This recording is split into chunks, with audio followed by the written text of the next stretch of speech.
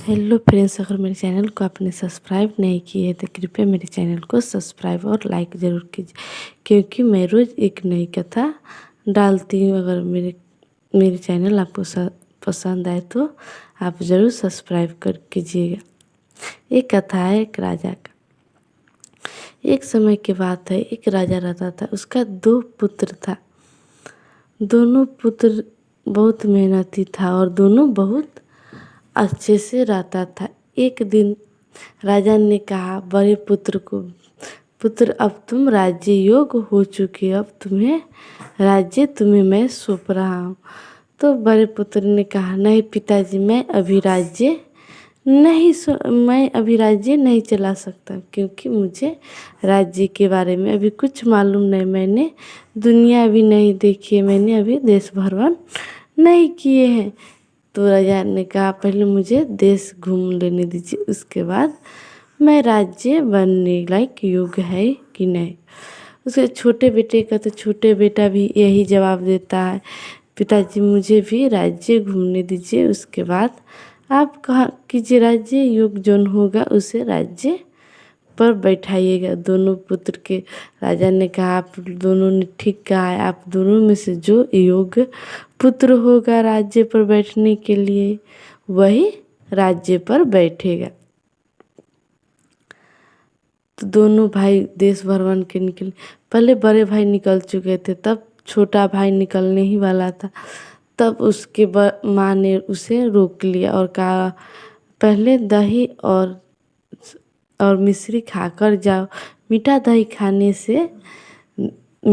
खाकर जाने से अच्छा होता है, तुम अच्छे से राज्य संभाल सकते हो। उसे दही खिला दिया और उसके बाद वह देश भ्रमण के लिए निकल गया। मीठा दही खाकर मिश्री वाला वह निकल गया। उसके बाद वह अपने भाई के साथ हो गया। दोनों भाई एक साथ देश घूमने के लिए निकले।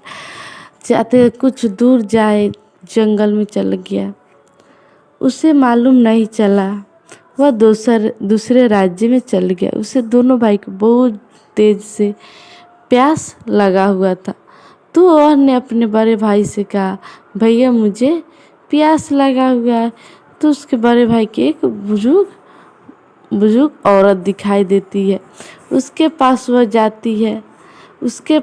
जाता है और कहता है बूढ़ी माँ मुझे पानी पिलाइएगा, बूढ़ी माँ मुझे पानी पिलाइए, क्योंकि मुझे बहुत तेज से प्यास लगा हुआ है। बूढ़ी माँ ने कहता है क्यों नहीं बेटा, तुम्हें अवश्य मैं पानी पिलाऊंगी, लेकिन तुम्हें मेरे साथ चलना होगा। तुम्हें पानी पीने के लिए मेरे साथ चलना होगा। उसके बाद दोनों राजकुमार ने उस बूढ़ी औरत माँ के साथ जाने लगा। उसके घर गया और बूढ़ी औरत बहुत गरीब था, उसे कोई संतान नहीं था। वह बहुत खुश हुआ दोनों बच्चे के देखकर। वह कहा मेरे घर 2 बच्चे आए हैं। वह बहुत खुश हुआ। वह मन ही मन सोचने लगा यह मेरे घर रह जाता तो कितना अच्छा होता, अगर मेरे घर रहता तो कितना अच्छा होता। बूढ़ी माँ ने उसे पानी पिलाया और पकवान बहुत सारे खाना बनाकर भी खिलाई और कहा बेटा कुछ समय रुक जाता। दोनों ने कहा हाँ बूढ़ी माँ, मैं कुछ समय के लिए यहीं पर रुकेंगी, मैं कुछ समय के लिए यहीं पर रहूँगी। बूढ़ी माँ ठीक है, आपको जब तक मन करे तब तक कभी जाना ही नहीं। तो राजकुमार ने कहा नहीं मैं जाऊँगा, मैंने देश भ्रमण के लिए निकला हूँ, मैं देश घूमने के लिए निकला हूँ, क्योंकि मेरे पास राज्य सौंपने के लिए पिताजी ने मुझे कहा। तो कहा ठीक है। वह खाना वाना खा लिया, कुछ देर विश्राम किया और तब कहा बुढ़ी माँ मैं चलता हूँ, फिर मैं आऊँगा। वह वहाँ से निकल गया। दोनों भाई निकल कर देश घूमकर फिर आया। तो एक दिन चौराहे पर खूब बाजा नगारा बज रहा था। तब राजकुमार ने बूढ़ी माँ से पूछा कि बूढ़ी माँ नगाड़े कैसे बज रहा है, ढोल ताशे कैसे बज रहा है। तो बूढ़ी माँ ने कहा राजा के लड़की का शादी है, क्योंकि जो हाथी जिसके गले में वरमाला डालेगा उसी से उस राजकुमारी का शादी होगा। वह ऐसा ही कुछ सालों से चल रहा है, लेकिन हाथी किसी के गले में वरमाला नहीं डालता है। तो फिर दोनों राजकुमार का ठीक है, मैं भी जाऊंगा देखने।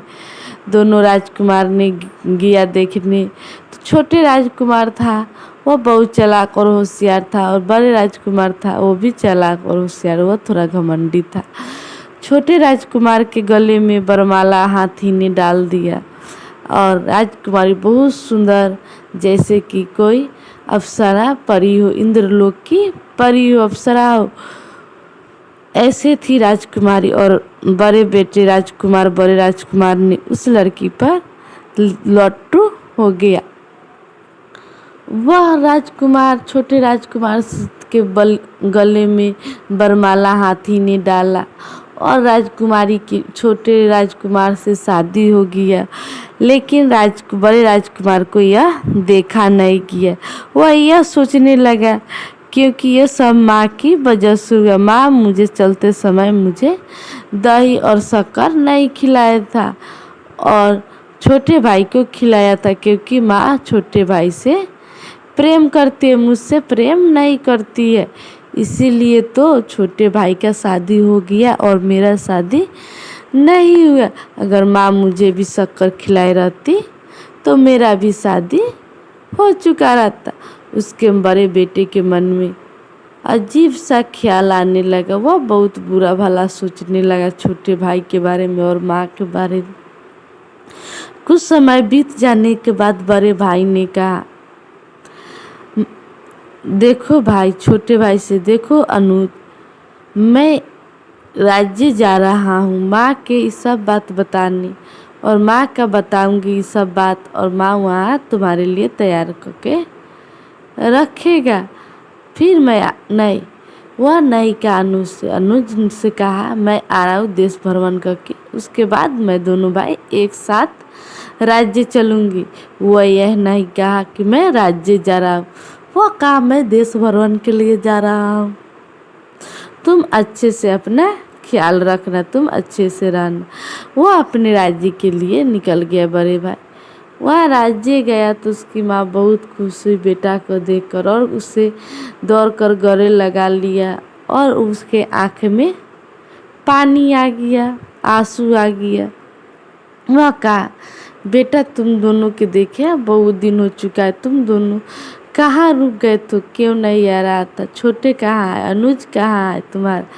तो बड़े राजकुमार ने कहा, माँ वह अभी भ्रमण कर रहा है, उसे मैं कहा चलो।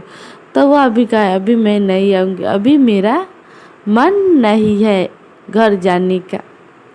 तो माँ ने कहा ठीक है। तो बड़े बेटा के तो मन में प्रतिशोध चल रहा था। वह प्रतिशोध लेने के लिए घर आया था।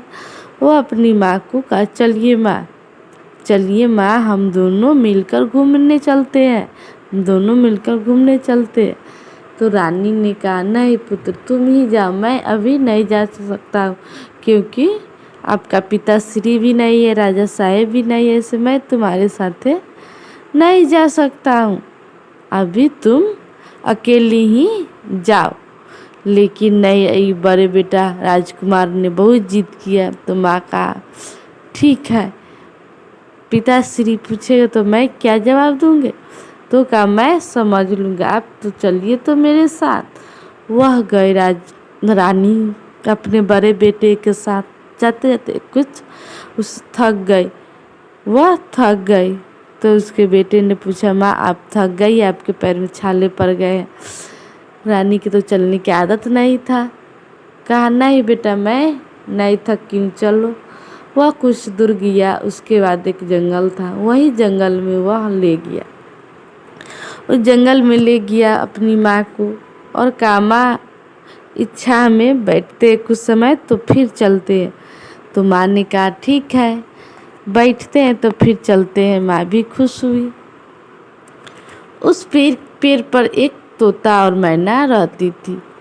तोता और मैना दोनों आपस में बातें करती थी और उसी पेड़ पर रहती थी। वह ने राजकुमार को और उसकी रानी को देखा तो वह सब कुछ समझ गया। राजकुमार ने बड़े बेटा ने रानी को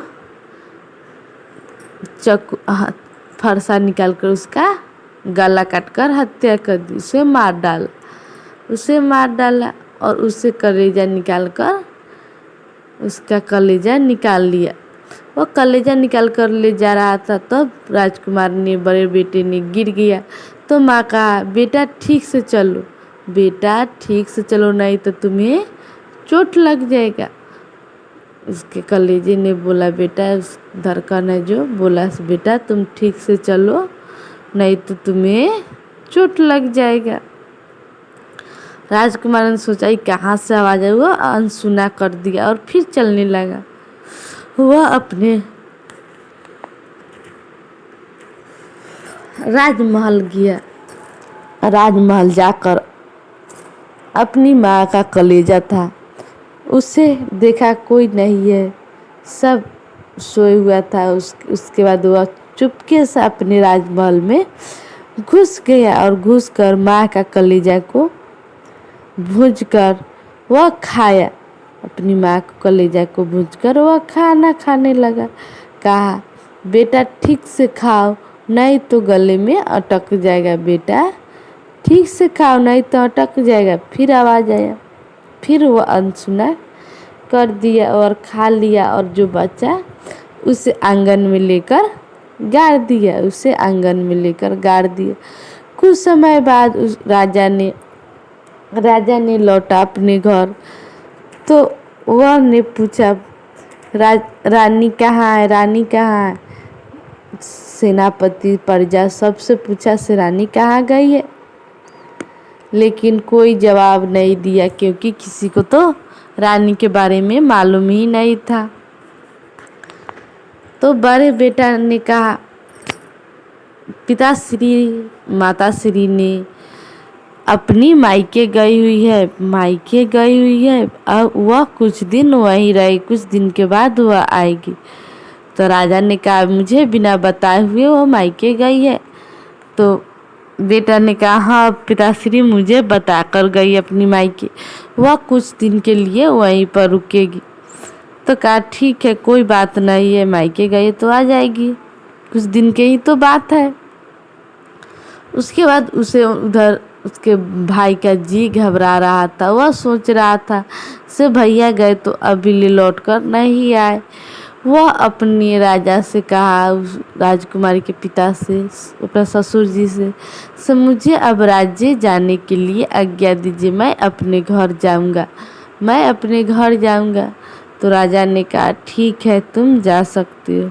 वह घोड़ा हाथी पालकी सब पर सामान लदवाया और अपने राज्य के लिए रवाना हो गया। अपने राज्य में जाता है तो उसके पिता देखता है तो वह बहुत प्रसन्न होता है।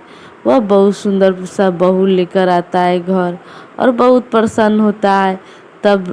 तब ने राजा ने कहा, बेटा ये सब कैसे हुआ? तो वह ने कहा, मुझे भैया कहाँ से मैं भ्रमण कर आ रहा हूँ और भैया यहाँ पर है, मुझे तो चिंता सताए जा रहा था, माँ कहाँ है? तो राजा ने कहा, तुम्हारी माँ मायके गई हुई है, वह कुछ दिन वहीं रहेगी, उसके बाद यहाँ पर आएगी। तुम्हारी माँ सुनेगी तो वह भी बहुत खुश हो जाएगी। तो राजकुमार के गृह प्रवेश हुआ। वह घर के अंदर गया। बहू बहुत चालाक थी और होशियार भी थी। वह सारा काम काज कर लेती थी। सवेरे उठकर वह नहा धोआ कर पूजा करती। वह फूल का पेड़ एक सुंदर सा उस कलेजे का जमा हुआ था, एक सुंदर सा फूल का पेड़। वह फूल के पेड़ में से रोज आवाज आती, बहू तुम बड़ी अच्छी हो, मैं तुम्हारे साथ, मेरा आशीर्वाद हमेशा तुम्हारे साथ रहेगा, तुम बहुत गुणवान हो, बहुत अच्छी हो, बहुत संस्कारी हो। यह सब बात उस फूल के अंदर से आता था। वह राजकुमारी रोज सोचती थी से यह कौन बोलता है, यह कहाँ से बोलता है, कहाँ से आवाज़ें आती। जब मैं फूल तोड़ने आती हूँ तभी ये आवाज़ें आती है, कोई भूत प्रेत तो नहीं है। और रानी बहुत चिंतित रहने लगी और बहुत सोचने लगी। तब फिर एक दिन राजकुमार ने पूछा से राजकुमारी तुम उदास क्यों हो, तुम्हें यहाँ पसंद नहीं है क्या? राजकुमारी ने कहा नहीं, ऐसा कोई बात नहीं है, ऐसा कोई बात नहीं है। मुझे इस फूल को जब मैं तोड़ने जाती हूँ तब इस फूल में से आवाज़ें निकलती है, तभी इस फूल में से आवाज़ें निकलती है।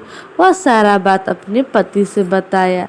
राजकुमार ने ये सब बात अपने पिता से बताया तो राजा ने कहा हाँ ये बात तो सच है कि कभी यहाँ पर यह फूल नहीं था और अचानक यह फूल कहाँ से उग गया, अचानक ये फूल कहाँ से उग गया, ये इसका फूल का क्या रहस्य है। वह राजा सोचने लगा।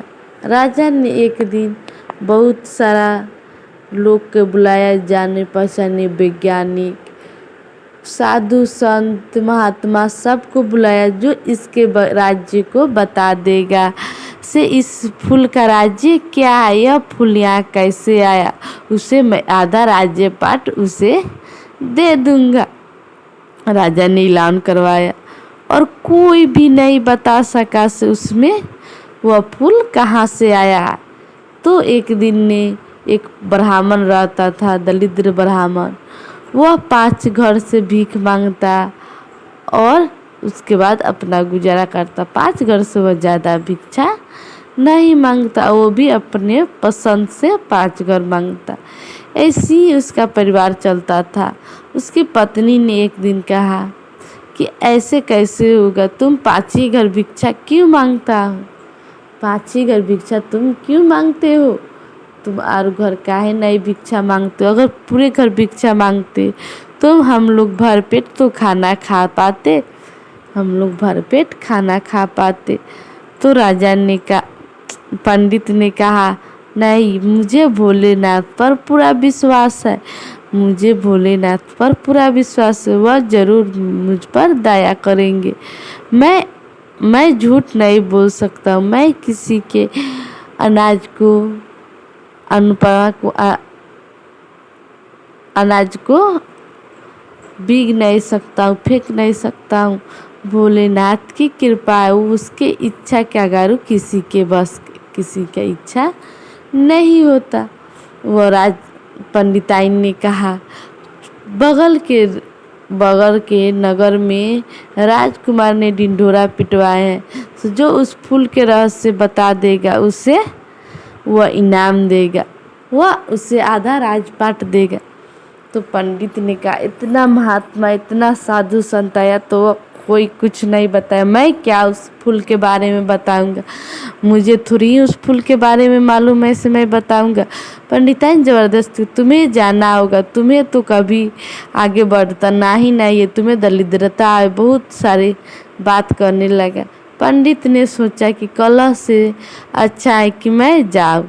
वह रास्ते में जा रहा था तो वह सोच रहा था अगर मैं जाऊँ और उस फूल के बारे में नहीं बताऊंगी तो राजा मुझे फांसी पर चढ़ा देगा, और अगर घर जाता हूँ तो पंडिताइन मुझे कलह से मार डालेगी। वह कलह करेगी।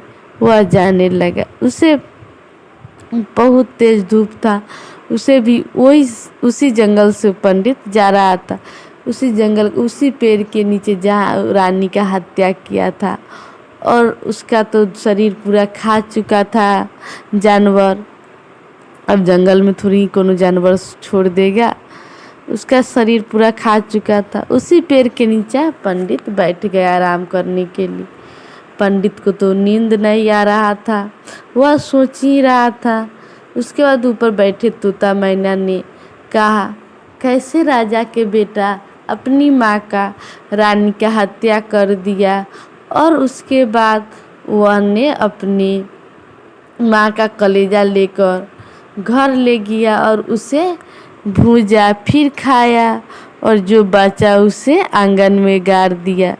उसे आंगन में गाड़ दिया और उसमें से एक अच्छा सुंदर सा फूल निकला। वह फूल बोलता है हमेशा और हमेशा, कितना अफसोस की बात है, कितना घोर कलयुग आ गया है, से बेटा माँ का नहीं होता है, कितना घोरे कलयुग है, ऐसे भगवान किसी को भलाई नहीं करते।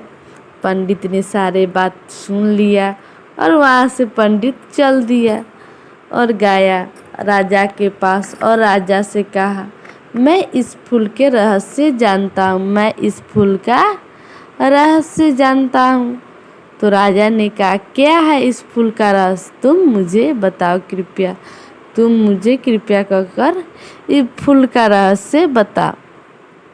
पंडित ने कहा, तुम अपने बेटे को बुलाओ, तुम अपने दोनों बेटों को बुलाओ। राजा ने अपने दोनों बेटों को बुलाया और कहा, तुम्हारी माँ जाते समय तुम्हें मीठा दही खिलाया और बड़े राजकुमार को नहीं खिलाया। बड़े राजकुमार जल्दी में था, वह जल्दी निकल गया। राजा ने कहा, हाँ यह सही बात। तो पंडित ने कहा, से बड़े राजकुमार के मन में प्रतिशोध था, बड़े राजकुमार के मन में प्रतिशोध था। वह प्रतिशोध लेने के लिए अपने छोटे भाई और माँ से था। वह अपने माँ के तो हत्या कर दी, वह अपने माँ की हत्या बड़े राजकुमार ने कर दिया। माँ की हत्या करने के बाद उसका कलेजा जो था वह बड़े राजकुमार निकाल कर घर ले आया और घर ले आकर उसे भूजा, तब फिर उसे खाया और नहीं खाया गया। जो बचा हुआ था उसे यह आंगन में दफना दिया, आंगन में गाड़ दिया। वही कलेजा में से एक सुंदर सा वह फूल निकला हुआ है, जो फूल रोज बोलती है, बहू मेरा आशीर्वाद तेरे साथ है, तुम हमेशा अपना अपना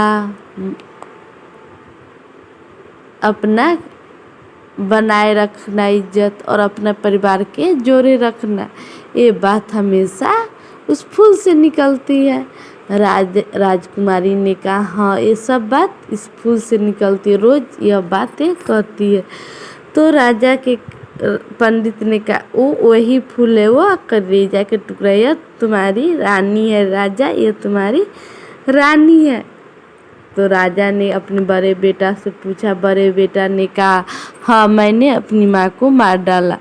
तो बड़े बेटा को फांसी का सजा हुआ और पंडित को आधा राजपाट मिल गया, आधा राजपाट पंडित को दिया गया और पंडित बहुत खुश था। और पंडिताइन, अब दोनों पंडित और पंडिताइन और उसके बच्चे उस राजमहल में रहते थे और उसे भोलेनाथ की कृपा से अब कोई चीज़ का कमी नहीं रहा और भोलेनाथ की कृपा उस पर हमेशा बना रहेगा, क्योंकि भोलेनाथ तो दया के भंडार है, सागर के भंडार है, सब पर अपना कृपा बनाए रखते। आप मन से मानिए भोलेनाथ को, मन से चाहिए तो आप पर भी दया बरसेगा। हर हर महादेव। अगर मेरे चैनल आपको पसंद आया तो लाइक और कमेंट ज़रूर कीजिए। कमेंट बॉक्स में जय महादेव ज़रूर लिखिए।